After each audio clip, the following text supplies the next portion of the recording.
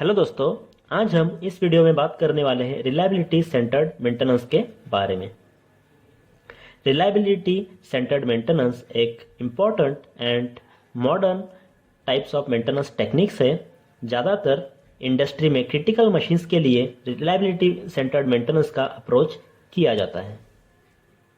Reliability centred maintenance एक process है जो overall cost, production availability, spare parts stocking and other factors को determine करता है कंपनी को एफिशिएंटली, यानी कि कंपनी को सही ढंग से चलने के लिए।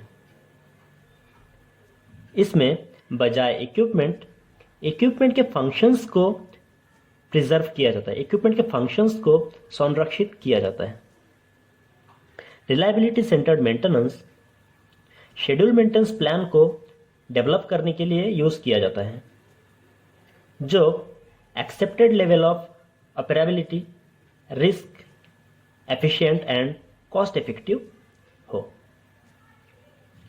रिलायबिलिटी सेंटर्ड मेंटेनेंस एक सिंगल टाइप ऑफ मेंटेनेंस नहीं है, यह ऑल टाइप ऑफ मेंटेनेंस का कॉम्बिनेशन होता है, बट इसमें जरूरत के हिसाब से अलग अलग मेंटेनेंस टाइप का सिलेक्शन किया जाता है।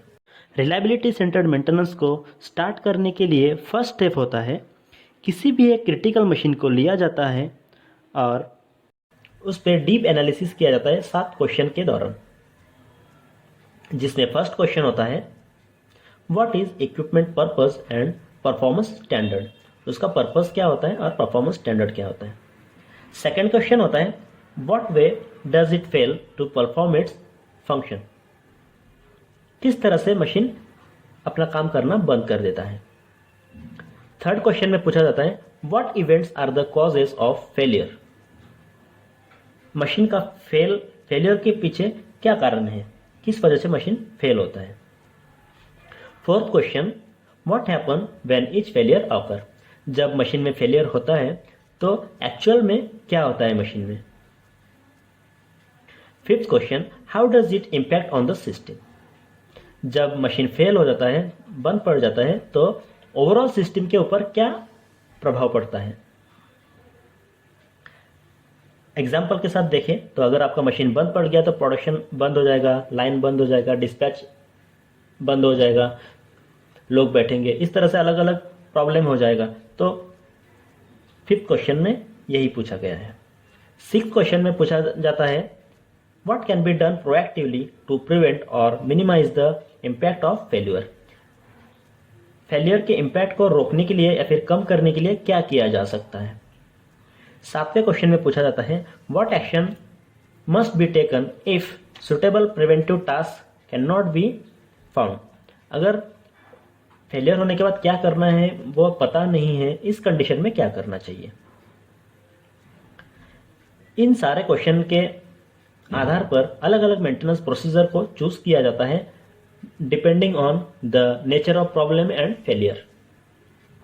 अगर आप यह चार्ट देखोगे तो इसमें आपको रिलायबिलिटी सेंटर्ड मेंटेनेंस में हर एक टाइप ऑफ मेंटेनेंस का इन्वॉल्वमेंट दिखेगा, जैसे कि breakdown maintenance, interval based maintenance, condition based maintenance, proactive based maintenance, ऐसे दिखेंगे।